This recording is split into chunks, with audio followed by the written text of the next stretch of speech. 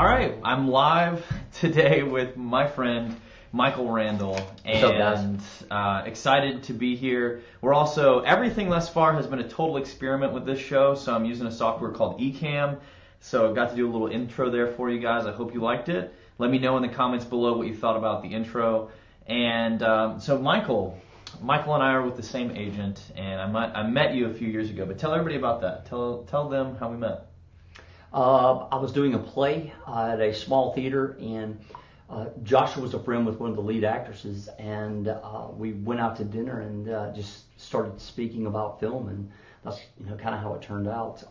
I had recently signed with Angie Moncrief with Action Talent. Agency. Go Angie, and hope your dog's doing good, by the way. And it just kind of went down here from there. We started auditioning together and doing a few things and worked on some indie projects, and it's been an adventure, I would say, for sure. Nice, yeah. So, Mike, you started into kind of a film acting career, like midlife to some degree. I don't know, like it's something I want to bring up. I didn't say I was gonna do this to you, right, and ask in this way, but.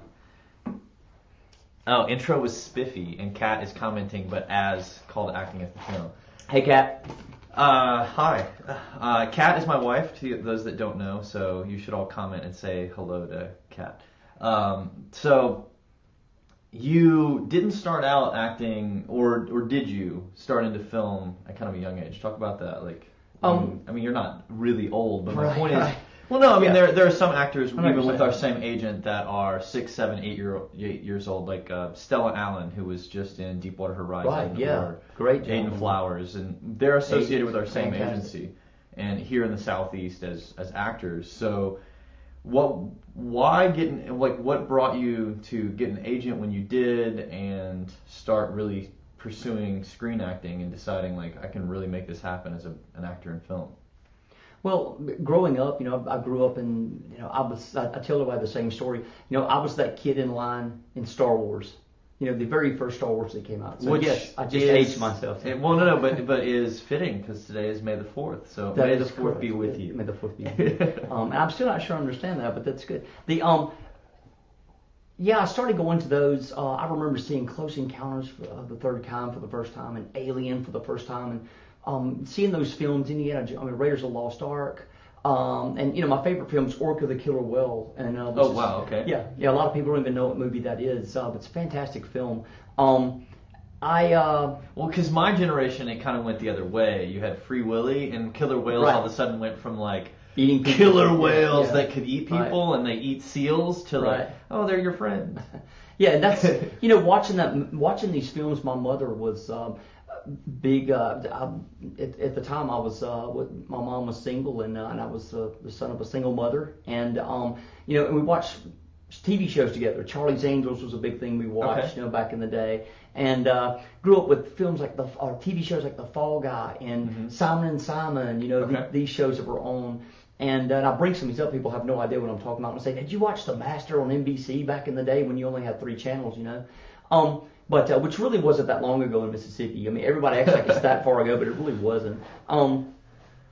So I always had a passion for film and movies, and grew up that way. And I did high school theater, some for what our schools did. But when I got into college or got ready to graduate, it's really what I want to do. So I spent the first 2 years of college as a drama and theater major. Yeah. And so whenever I started having way too much fun in school, which is what typically happens, right? Ended up leaving school, joined the Army. Was in the Army for a long time, and got out and tried to do a music route, play music, went on the road playing music and things like that. That didn't work out as well. It worked too much. That was the problem. It went from being fun to, oh my gosh, this is a lot of work. Yeah. And so I needed to make some money though. I was married at the time, and I'm like, hey, I got to make some bucks here because we got to move on. So I decided to go back to college. I got my doctorate in veterinary medicine, and came back home. started working and as a doctor, and an opportunity came up to do some plays, and I said, man, I'd love to get back to what I first loved and do that. And so I did, and I started taking some classes, some theater classes and those things. And then opportunity came up for a film audition, and that's where I met my first agent, who actually became my second agent, just with the agency because of the little agency turnover there. Yeah. Right. So management turnover. Right. With the management company. turnover. Yeah. And so I ended up with that, and which play was that? Since. Well, in college I did several of the plays. There were several plays. The one that I met you at was Our Town. Right. So. But you said that there was a play before that you had done that is whenever you signed with an agency? No, this was a film. This is when James Franco's As I Lay Dying came to town. Yeah. I was like, oh my gosh, I was shocked to see this. And I actually did some auditioning for The Help too, back when it came in town. So that's just open audition, cattle call style type thing. And I also auditioned when I was in college a few times for some films, a Morgan Freeman film, and had done some stuff like that. But it was nothing to the extreme that I'm doing now. Just kind of. As Jason had mentioned, I watched the show. I don't know, going all in. I decided to kind of go all in with it. Last episode with Jason. Yeah, exactly. Yeah. So I love that. I love that. That's the attitude you have to have. It really is. Okay, cool. To do this, it is for sure. Nice.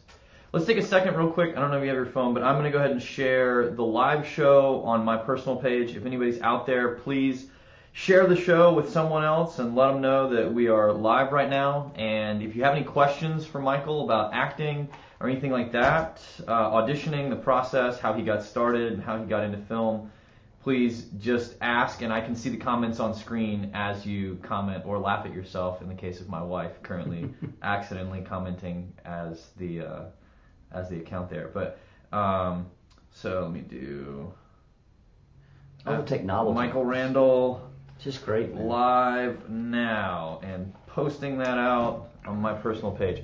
So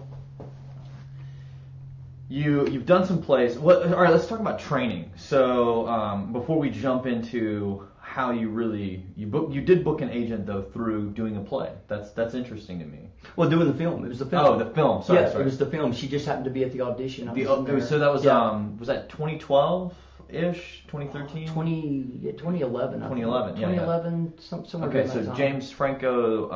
And he's the one that suggested it. So James was like going, you need to get an agent, and she was there and said, you've told me some about this story, but I feel like other people need to hear. Okay, so for those that don't know, in the Mississippi area, open casting calls don't happen all that often, and so when James Franco came to town in 2011 and 2012, making his first of what would become 3 Faulkner films, novels turned into films. He started with As I Lay Dying, and there was an open casting call. I actually went to the same open call. At the time, I was working as a pharmacy tech for a large company that I won't mention their name. But so, Mike, you're telling us you went to that open casting call, and he actually you were auditioning for the sheriff in town. Yeah, I was auditioning for the role of the sheriff. I can't remember what the character actually had a name, and I can't remember what it is now after all this time. So. If anybody knows the name of the sheriff in As I Lay Dying, comment below and let us know. Yeah, definitely. So he was auditioning for the sheriff. You get down to the last. I know I'm jumping in and telling a story, but like three or 4 callbacks. Get down to the last 2, and of course did not get the role. So well, interestingly enough, they went like. Danny McBride played the sheriff in the actual movie, didn't he? Like by the time they actually made it? No, he played I think one of the brothers or something. I think Danny played one of the brothers. No, the guy, they just changed the whole direction, and so they wanted the character to be much older. Like a 60-year-old guy. That's right, 60-year-old guy in there. So it just kind of me and another actor, Chad. We both were the last two. We looked very similar, to tell you the truth, and. I was thinking, oh man, I'm going to get this, I'm going to get this. And you just keep going and you get closer and closer. But when they changed it up, that's just kind of how it went. So you ended up in the top 3, and so at that point you've told me so you ended up in the room with a read with Franco. I did. And Matthew Morgan was the casting director too. Okay, which, yeah. You know, He does a lot of casting for Mississippi. Yeah, and for Franco. I think technically is like the only casting director. Hopefully, it can get you on the show, Matthew. But there's a couple, I think, two or three casting directors in Mississippi. But I think at the time though, he was considered. I don't know, as far as at the time, I think he was the. I mean, he was it. So you have an audition with James Franco, and it basically gets you your first agent. Right. And that's from an open casting call. So I think that's encouraging to people right there. The fact that you can go to an open casting call and you can, result. I mean, you didn't get the part, but it resulted in an agent that resulted with the experience. Later. Yeah, the experience of doing it that let me know, hey, it can be done. I can do this, and it's different from theater, right? You go in, you read in theater, you're in front of the director right there. You're in front of, even other people are going to be part of the cast if they're not already cast. And so, it's not saying that it's any, not trying to go into a debate of whether it's harder or easier. I mean, I think they both have their own challenges and everything. I love both. I love theater. I mean, I've told you this. I love theater and I love film. Focusing more on film because it's what I think I love the most. But again, I love theater as well. I mean, that's where I first learned to act was in a theater. I started at Brooks Theater. Denise Hallback was my first teacher, and we did a lot of Uta Hagen. So explain what that means for somebody who hasn't studied her style. Techniques. Uda's really, to me, it's like the rest of them. I mean, I've read all the techniques; they're very, very similar. I like the doings part of Uta Hagen. It's when you're doing something, it just seems more. It makes it more real. Okay. I think it grounds you even more. So what does that mean for a character? Like if you're talking about doings, just explain what that phrase even really means for us. Well, doings is like performing some sort of task while you're acting. It's doing, if you're washing dishes or picking something up. I mean, you see a lot of great scenes where something starts off emotional and everything. They may be in there picking some magazines up, shuffling them around, or they may be writing a ticket to someone when they're saying this, or could be in the middle of battle, firing away and saying some of the great lines. Right. But I think it just makes you more. I think it makes you as an actor feel more like the character. It just draws you more into it. And I'm not an expert on Uta Hagen by no means, but that's kind of what I took from as far as going over to the film acting side. That I kind of took some of that. You borrow from everybody. You borrow from Sanford Meisner, and you borrow from all the things they talk about. Really, I say borrow. You try to use all of it. Like Ivana Chubbuck, you have the 12. The 12 steps, and it's like, golly, when I'm going through a script up there, I'm like, oh, I forgot to do this, or I forgot to do that, and it can be cumbersome as well. So, I mean, we've talked about that before. It can be cumbersome, but it just every little bitty thing that you do, when you're preparing, I think helps me understand the character more and more and more, and understand the scene more and more and more. Okay, so we've fast forward a little bit to you've got an agent. We actually met sometime the end of 2011, maybe 2012. I don't actually sometime around there. So you start doing video auditions because that's kind of most of the auditions, especially if you're a regional actor or a lot of actors anymore. You're doing videos. You're putting yourself on tape, as it's said. So odd. It was so odd. Just from going and doing live auditions, everything. Right. And you're starting to do video auditions and trying to figure it out, and it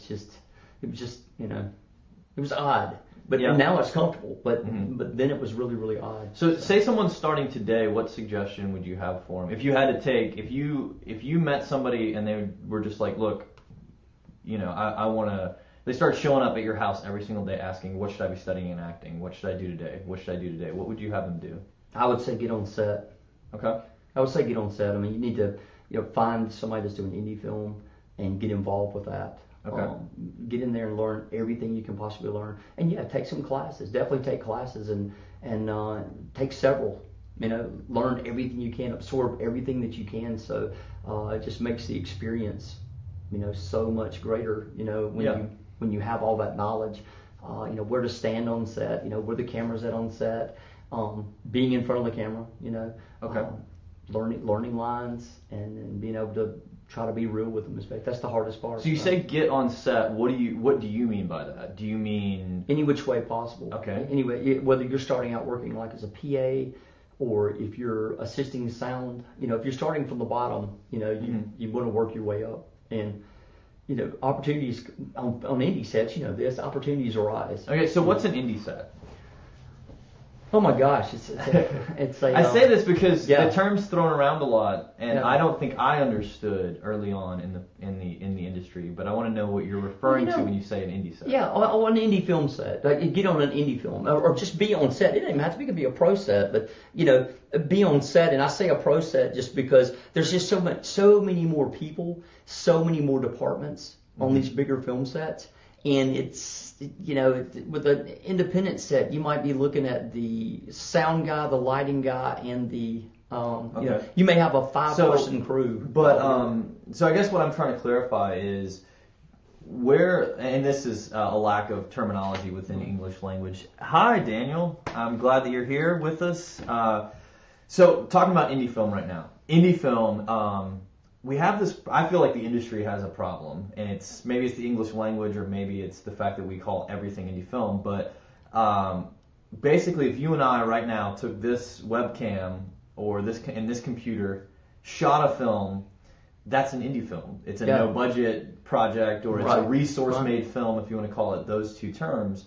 And yet there's a movie shooting in Jackson right now that has basically, well, maybe not the one shooting right now, but there are many films that shoot, and if they don't have a big studio connected to them, I guess is what I'm trying to say. Right. Then they're technically an independent film. Yeah, that's true. Yeah. I agree. So I see what you're saying. Where is that case, line? Yeah. That's all I was trying to point out, because. Right. Well, I look at those things in terms of money, though. You have a studio money that's making a big film. And then you have an independent investor that's making an independent film. And I'm probably leaning more towards, the guy local to you that's doing the film. I mean, right now you're not going to be able to walk onto a set. I mean, even established actors can't just walk on and do those type of things, Right. And so I think starting somewhere, even if it's tiny and small. I mean, I did that. Started working with a local director here. In film, the guy, and we did some little small projects with them and everything, and it just kind of, it gets you where you're in front of the camera and you're just, you're acting, and I don't think there's any big secret to it. I think it's just get out there and get it done. Okay. Just get out there and do it, just go all in. As Jason said, I love that. You just got to go all in. You got to look for every advantage you can get and try to get in there and do something. Okay. So I think you made some good points, and you've told us a lot about who you are and where you came from, and some encouraging things, I think, as far as where you can go, I think, in a short amount of time, starting to get some traction. Yeah. But I know some people who have been acting for a couple of years now. They've done some independent projects, but with local people, where it was no pay type gigs, that type of thing. Oh yeah. I mean, you did that. And yeah, right. So did I. Yeah. But everybody, they're unsure of when they should start submitting to an agent, or if they need an agent and stuff like that. When does that come into play, as far as someone's career? Yeah, I think that's a tough one. I mean, I think it's up to that individual actor if he feels like he's ready, And an acting coach, an acting teacher can give you advice on that as well. I mean, I really think so. Somebody that you trust, and that somebody that you trust that's honest with you. Because you're always looking for feedback. You're always looking, hey, I wonder how I did on this scene. Oh, you were wonderful. Your friends tell you you're wonderful. Your family says you're amazing. Everything, but yet you're not booking stuff. Doesn't necessarily mean you're not a good actor. Mm-hmm. It doesn't mean that you're doing a bad job. It just could be that, I've auditioned for I'm not going to name the TV show, but I've auditioned for one particular TV show. Yeah. A ton, and I know I've been sent to producer a ton, and just have never gotten a part on the show.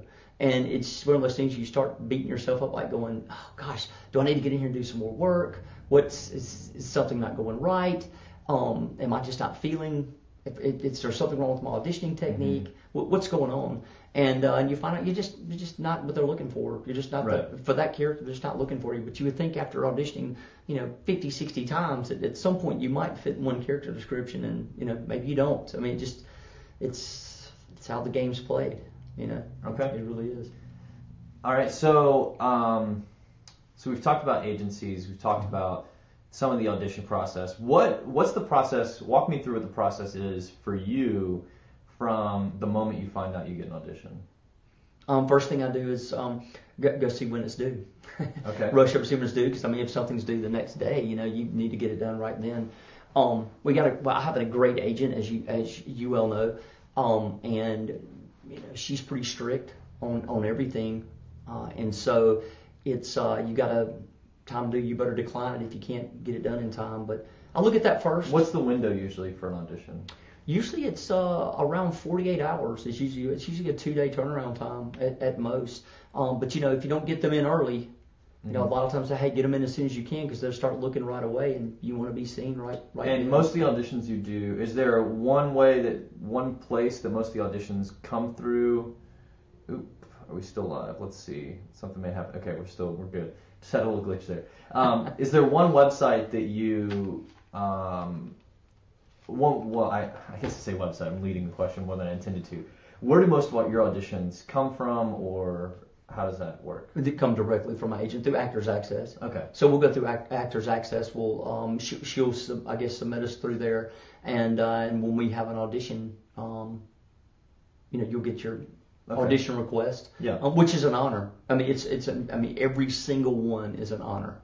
Just to get it, because when they send those, I talk to actors, and I've even said it myself, like, gosh, I'm not booking everything, and I've auditioned, 20 or 30 projects, and I just haven't booked anything. And I sit there and think back how many actors have not gotten any, Right. and I'm just like slapping myself in the face, going, oh, man, you're a douchebag. What are you doing?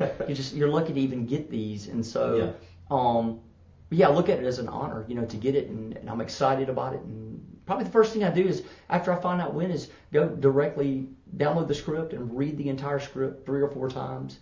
Just read the whole thing. I took a class from Jim Gleason, and has great audition technique. And it was his stuff was really good on that.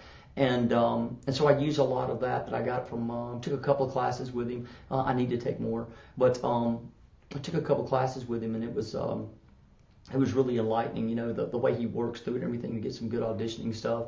And I saw my auditioning improve, but read through the script several times and start doing the who, what, when, where, get everything down pat, and get my lines down. Okay. Immediately start working on that. And I actually use your technique. So if you guys don't know it, Josh made this little technique, which is really good. It's called working from the bottom. Basically, correct? Or building it from the bottom. Yes. I need to do some blog posts and stuff about explaining that process. So it's pretty neat. You should check that out. But I do that, build it from the bottom. And so are you, when prepping like this, is this reading by yourself? What is it like? I read by myself at first and go ahead and try to get the lines down by myself first. Then I read with someone else. Okay. So whether I'll get somebody I'm working with, or a family member, any of those things. Okay. That. So you've got the audition. You've read it a few times by yourself, and we're literally, this is actually the set for the show is Michael's own audition space. Yeah, you get a little is. inside of behind the scenes for where he auditions. So you tend to shoot auditions here. That's correct. How does that affect? How did that affect the process? And at what point did you decide to start having a setup, like home studio space for auditions? I just want to make them look better. Okay. Just wanted to make them look right. Wanted to use the 3-point lighting. Wanted to get a good backdrop. I was using that solid blue. Mm-hmm. Then I started seeing people using more of the gray. Like you can see behind us here, that's my gray backdrop. I went with gray because you can wear different colors with it. Yeah. And you don't have to be so picky with blue. It just kind of blows up the screen. Mm-hmm. And I know a lot of people still use blue, and some casting directors ask for it. So if you were to look behind this, there's a blue one behind there where I can roll it up. If they specifically ask for it. And then the walls in here are painted tan, so I have a tan backdrop if I need it. So kind of tripled it around there a little bit, but yeah, I want them to look good. So I got a better camera.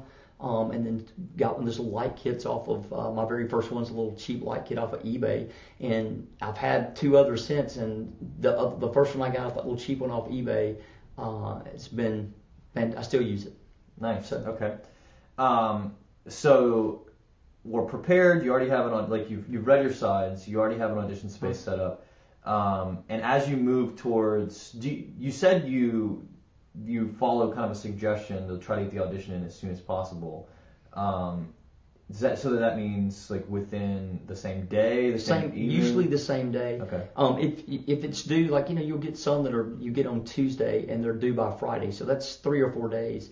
And you can get a leeway. And usually I film them on the second day. Usually have it done on the very next day. Okay. There's times where I was unable to get it done if I couldn't get in touch with a reader, or if I had a technical issue, or was even sick, and couldn't do that. I mean, I've had a couple of auditions come up when I was actually sick, and just rub the Vicks and then go in there and get it done, right? But yeah, that's okay, right. So we Does get that make any sense? It does. It does. Okay. I hope it made sense. If it made sense to you, his audition process from getting the script to shooting it in his studio and the kind of time frame there, please let us know in the comments. Yeah. But okay, so we have an audition. Do you have like an average number of auditions that you tend to do, or do you feel like what is that like being an actor from that standpoint? It varies. It really does vary. Yeah. I mean, I can go an entire month without having an audition at all, but it's been a while since I've gone an entire month without having an audition. But I would say, average maybe 4 to 5 a month, and sometimes like last month, I think I had like maybe 15 or 16. Wow. So it's a pretty good bit. Of course, it was pilot season. There's a lot of stuff going on during that time, so you always have a lot this time of year. But yeah, pretty good bit. It's but I'd say on average, I would say probably, let's say 5 to 6 a month. Okay. That may be kind of over. So some months you don't, like I said, you don't have any, and then the next month you'll have like 10. And right when you're complaining that you don't have any auditions, you'll get a whole bunch. It's just that's how it seems to happen, right? Yeah, I think but, so. Which is great. It's fantastic. It just makes you feel so much better about things. Okay, so your headshots. We've talked about this some. Headshots are considered part of like the standard kit for an actor. Your headshots, your resume, and your reel. How often do you think an actor should have new headshots? Anytime they change their appearance, for sure. Okay. But I think I've heard the gold standards every 2 to 3 years. You should get some professionally made headshots.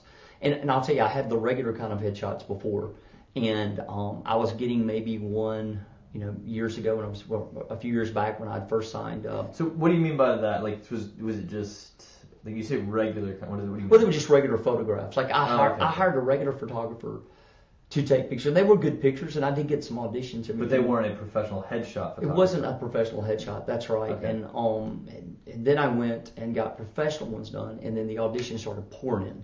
So it made a real difference to see that. So I was really glad to see that. When investing that money, it's definitely, if you're an actor, it's an investment. I mean, it really is. You have to look at it as an investment in your career for sure. Okay. And how often do you tend to actually change out your headshot?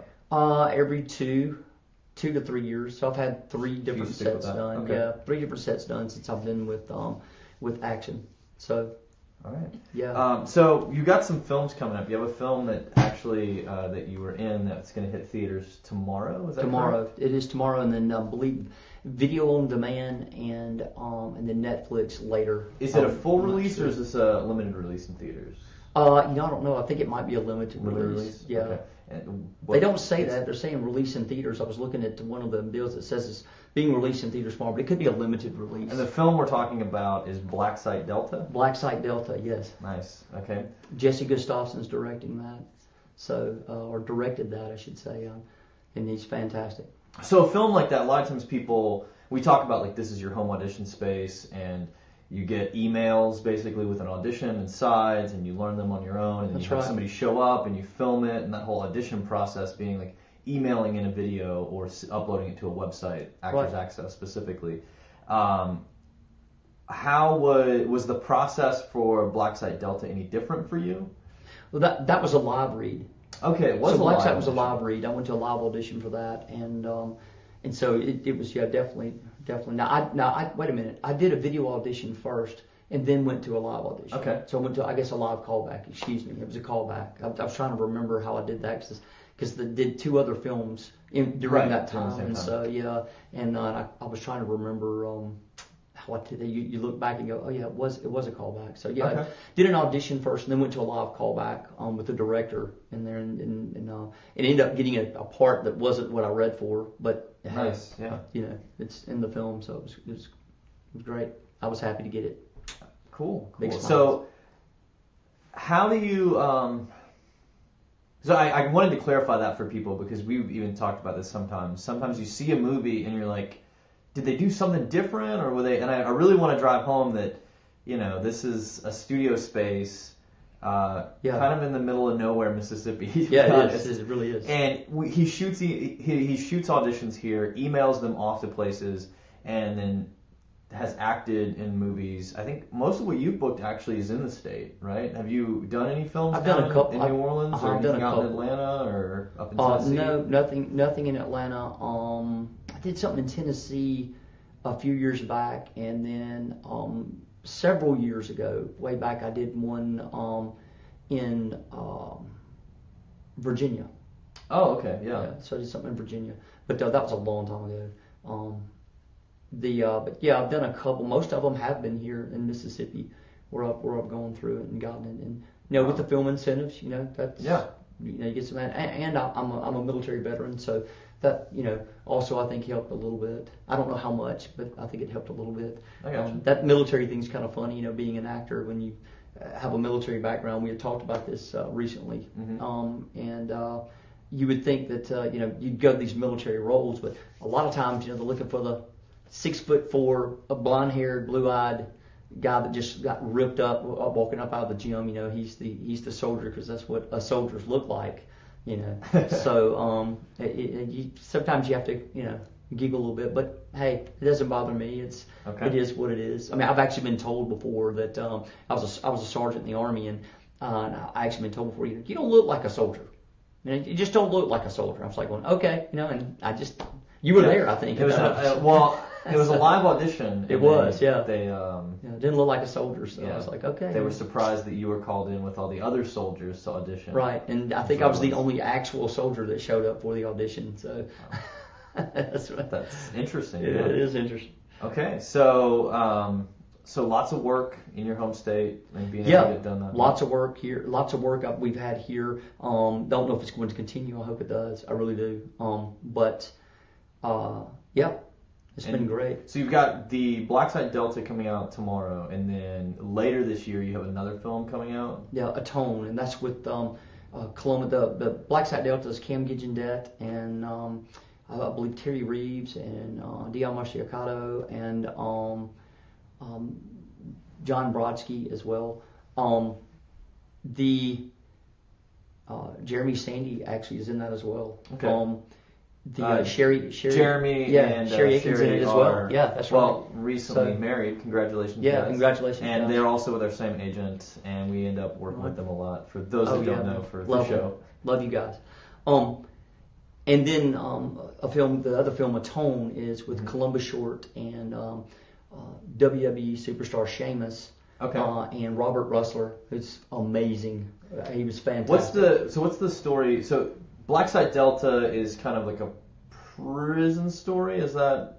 Yeah. Am I allowed to say that? I don't know what I'm allowed to say and not allowed to say with that film. It is. It's about a military prison. And so a lot of it's already out there. I mean, it's about a military prison and about a ragtag band, kind of like a dirty dozen type deal, where they just go in and try to save the day. And I say try, so you have to watch the movie. And then Atone is about in that you're a deacon at a church. Is that correct? I play an accountant. Oh, okay. I play an accountant. And Atone is about a very wealthy church with a very wealthy church pastor, and it's kind of a story centered around a woman that's a former military person that comes back in there, and there's things going on in the church, and they get. So you were able to do 2 movies last year that are coming out now that were about military. Right, both of them. Stunts on both of them and everything. Really good stunts. I actually got to fight with a WWE superstar, which was interesting because the guy's twice my size. So what prep did they have you do for that, or what was it all on the day? They kind of showed you a few things. They had the Captain America Civil War stunt team. Okay. Wow. So those guys were there and they were working with us, and we just worked for a couple of days. This is a tone choreographed on the fight scene, and then you go in and you do it. So it's just one of those, and both of us, we both choreographed it, did it together, and there were 3 actors that had interaction with him in some sort of a fight scene, and I was one of those guys. Okay, so to do something like that on the fly and be able to really make something like that work, you've got to stay fit. And that's something we haven't really talked about with acting, but I know you work out. I do. How does that play in to your life, to your acting prep, or to what relates on set? Well, I mean, it gives it's a confidence thing, first and foremost, and you look good, but you also feel good, It helps with breathing techniques. But it can also help you get some different roles. If you want to be in shape, if you get a military role or you're trying to go for one of those, you want to be in shape. I mean, you're going to need to be. You need to take there's an act tactical class, I think, down in New Orleans, everything, and those classes are great. Man, you learn how to handle a weapon and how to put it to the ready, and how to learn how to actually change magazines convincingly, on a rifle if you've got a part or something like that. But also how to do fighting and stage combat and those type of things. So you should be in shape for it. But I work out 6 days a week. So wow, okay. Yeah. Consistently 6 days a week, or is it on a okay, nice? Yeah, consistently, all the time. So what are you following a specific plan? Some plan you looked up, or one that guy told you in the gym, or what? I swap it up a lot because you should swap it up and everything. I'll do let's say I do a chest day, and I do chest all by itself, and I'll do 10 sets of 10, and do moderate weight, and then a couple of weeks later I may do 3 sets or 4 sets of 10 with the heaviest weight I can push, just to challenge it, do something different. I'm not a professional bodybuilder. My father actually was, but I was not, and I got some pointers from him as well. Okay. He was with that Weider group, the Schwarzenegger and Lou Ferrigno guys, that did that those type of workouts where it was just, mass building. Just, I'm not trying to go that far with it. So those guys in the gym for 4 hours. Yeah. So 4 hours a day. I mean, I'm in there 45 minutes to an hour, get it done and roll. Get using my 10 minutes of cardio in, and then hit the weights. Okay. Start like that. So yeah. Okay. Wow. So let's take a quick moment to say hi to some people. I saw some posts, but haven't had a chance to really look down. So hi, Jason. Thanks for commenting. We got hey, Jason. Blake Hearthcock on there. My friend Brad. Hey, Blake. Let's see. What's up, Brad? And our one and only, our agent, Angie. Thank you for commenting. Hey, Angie. We hope you guys are doing good. If you have any questions, not comments, you've already commented, or if anybody else has any questions for Mike or for the show, anything you want to talk about, just let us know. We probably got about 6 or 7 more minutes before we gotta close this out, but a lot of good information there and kind of some of Mike's story thus far. Yeah. So if you could do any project, what would it be? Any project. Just anything. Anything. Oh, well, doing anything? Yeah, anything. That's a terrible I like it all. I mean, it's it's what you used to say all the time. It's a chance to get to do what you love to do. Okay. What's your passion? Are you working? So we talk a lot about writing, directing, producing, making your own stuff to try to make it happen. Are you working on anything right now? Oh gosh, I say that all the time, right? I need to be doing that. And no, I'm not. I need to. That's something an area and I need to work on is to get in there, write my own project. I've written a few, but I've never really pushed it further. I mean, we've talked about that before. So we're not going to say the name. Angie just commented, but I'm not going to read that. I'm not going to say that out loud. Yeah. But if we can get on, hi Taylor. If any of us can get on said TV show that Angie just mentioned in the comments, that would be nice. Yeah, no kidding. So. Okay, so you're always excited to do whatever project you can, you feel like you kind of got that should be doing something, but maybe not doing it. So Mike's a busy guy, though. Let's jump back into that. So I kind of wanted to do I kind of want to ask the question of like, tell everybody what your day is. Like, you wake up in the morning, what's a normal day look like? Because an average day for you is not what people, I think, would expect. Right. Because you don't talk about, you keep your life separate in a lot of ways for people.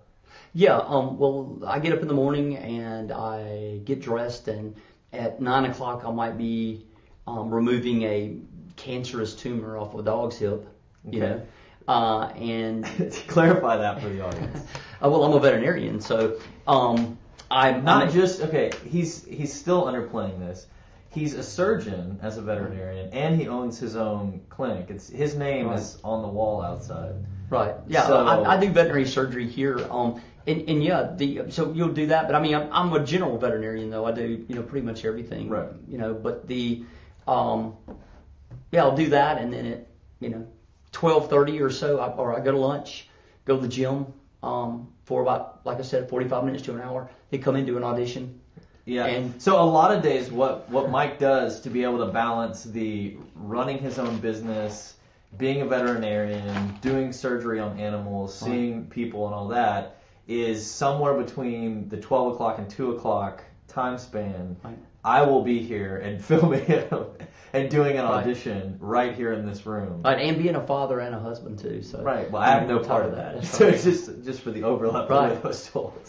Yeah. So I mean, a couple of weeks ago, I know we don't have much time. A couple of weeks ago, I was coming into here, working all day long, shooting an audition with you. You came and helped me with a couple of auditions, right. And over about 2 or 3 days, had several auditions during that time, and it was for a couple of them for some really good parts. And then I would get out, go back into surgery, get that done, get off work, leave, go to my son's school where they have a very large play production going, and then work back there till 10, 11 o'clock at night. And I do that for like a week as well, and then come back in. It was just over and over and over and everything. Wow. But I mean, I love it, so I wouldn't have it any other way. I mean, that's one thing for me. It's after being I've served with special forces in the military, and so for me, I've always been one of those busy people. Yeah. Just go, right? Sorry, I was just glancing down to see any of the comments that we've got going on. So very go. I want people to know that, because I think a lot of people don't realize how active you are as a person and how every day. Oh yeah, that's a lot. And even, I mean, today's Thursday, and so you're going to be doing an acting class tonight, and I've got 2 surgeries in about 40 minutes here, and then I'll get those done, and then I'll go to class, and then get out of class, go home, and get ready to do it all over again tomorrow. Wow. Same thing over. Yeah, it's a lot and everything. But it's if you love what you do, right. It's you like getting up in the morning, you like going and getting it done. And and I remember when I first started acting with film acting, having the business here and actually owning the business, which I owned the veterinary practice. Actually owning the practice was great because I was able to actually leave and go audition and be able to go to New Orleans. Because when you first start, you're wanting to get in front of casting directors, right? You're wanting people to see you and know who you are. And so, it was very busy. I mean, I was really busy then because you're on the road. Right. I would leave and get an audition, say, audition would be 12 o'clock. So I'd get on the road, drive to New Orleans. I'd come into work, do a procedure, be done. And, I had it scheduled. I didn't just drop out and take off. Scheduled it up, and then I would leave and then head to New Orleans per se, or even into Jackson or Atlanta if I had to. I made several trips to Atlanta over the past few years, and then drive back, come right back in, get to work, do an audition that afternoon for something, a video audition or something like that afternoon. I mean, you could be getting home at 11 o'clock at night and laid in the bed going, how? And we definitely used to do a lot of auditions much later in the day. Yeah, I do remember that, like early on. Yeah, 2011, 2012, which some of that was me working at 2011, 2012, when we first met, we started doing auditions. We were filming at your house. Yeah. We most of them were filmed late at night because part of that was because I couldn't come out during your lunch break because I was working at Walgreens. That's right. But you weren't supposed to say. That's right. It is what it is. But yeah, I was being a pharmacy tech, and I mean, some other time somebody can do a reverse interview on me, and we can talk about my life from that point. But that's an interesting point to make, like how sometimes film can be these crazy long hours, or you're trying to fit it in around whatever your day job is, or whatever other gigs you have going on. Because right now I tend to work film crew jobs or do other freelance jobs, as well as trying to build this, this show. And it's a lot. Well, it can be, and then other days for me it's nothing at all. Right. So you're pretty busy. I see you're pretty busy all the time. Yeah, whatever.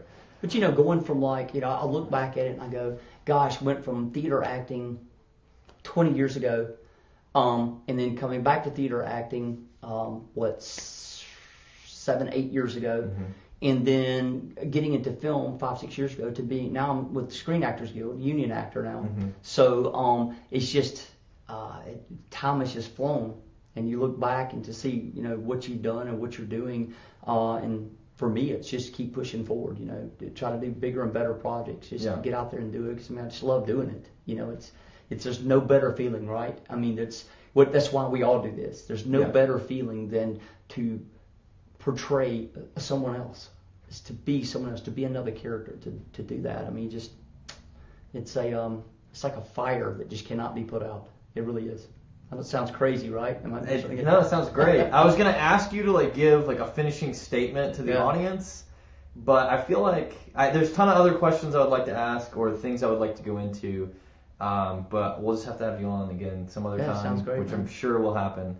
And I think that's gonna be it. Thank you for everybody that's watched and any of the comments and all. It's been great. I hope you got something out of this interview with the one and only Michael Randall. And book him on a film, because he's ready to work. And he has lots of skills that can apply to tons of different characters, or he can learn whatever you need to, because he is an actor. So I'm gonna